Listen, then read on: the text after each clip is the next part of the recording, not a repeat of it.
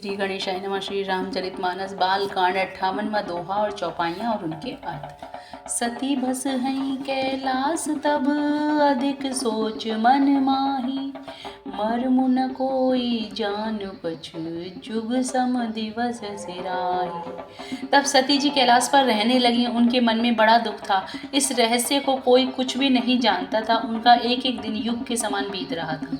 नित नव सोचु सती उर भारा, कब जय हो दुख सागर पारा। मैं जो कीन रघुपति अपमाना, पुनिपति बचन मृषा करि जाना। सती जी के हृदय में नित्य नया और भारी सोच हो रहा था कि मैं इस दुख समुद्र के पार कब जाऊंगी। मैंने जो श्री रघुनाथ जी का अपमान किया और फिर पति के वचनों को झूठ जाना, सो फल मोहि विधाता दीना, जो कछुचित रहा सोई कीना। अब विधियस बूझहि नहीं तोहि, शंकर विमुख जिहावसि मोहि।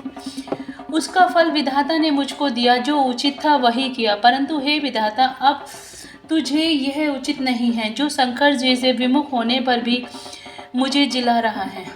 कहीं न जाए कछु हृदय गलानी, मन महु राम ही सुमिर सयानी। जो प्रभु दीन दयाल कहावा, आरती हरन वेद जसु गावा।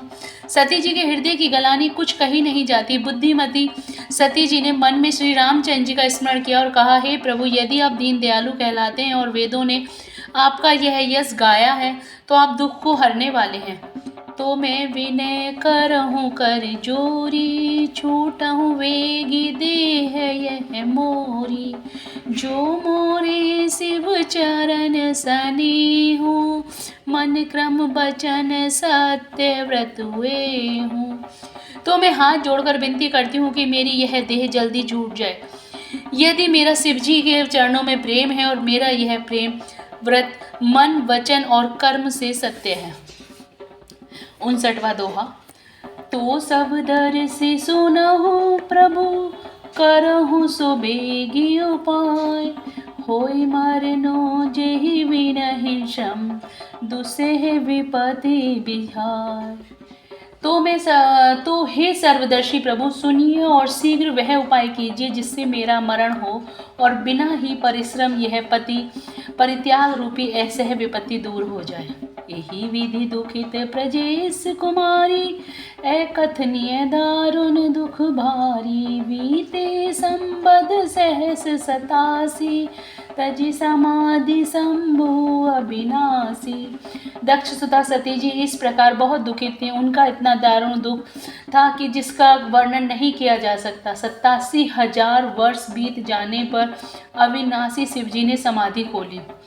राम नाम शिव सुमिरन लागी, जानहु सती जगत पति जागी। जाय शंभ पद वदनहु कीना, सन्मुख शंकर आशनु दीना। शिव जी राम नाम का स्मरण करने लगे। तब सती जी ने जाना कि अब जगत के स्वामी शिव जी जागे। उन्होंने जाकर शिव जी के चरणों में प्रणाम किया। शिव जी ने उनको बैठने के लिए सामने आसन दिया। लगे कहन हरि कथा रसाला, दक्ष प्रजेश भये तेहि काला। देखा विधि विचार सब लायक, दक्ष ही कीन प्रजापति नायक। शिव जी भगवान हरि की रसमयी कथाएं कहने लगे। उसी समय दक्ष प्रजापति हुए। ब्रह्मा जी ने सब प्रकार से योग्य देख समझकर दक्ष को प्रजापतियों का नायक बना दिया। बड़ अधिकार दक्ष जब पावा, अति अभिमान हृदय तब आवा। नहीं कोई अस जन्मा जग माही, प्रभुता पाई जाहि मद नाही। जब दक्ष ने इतना बड़ा अधिकार पाया तब उनके हृदय में अत्यंत अभिमान आ गया। जगत में ऐसा कोई नहीं पैदा हुआ जिसको प्रभुता पाकर मद न हो। जय श्री राम।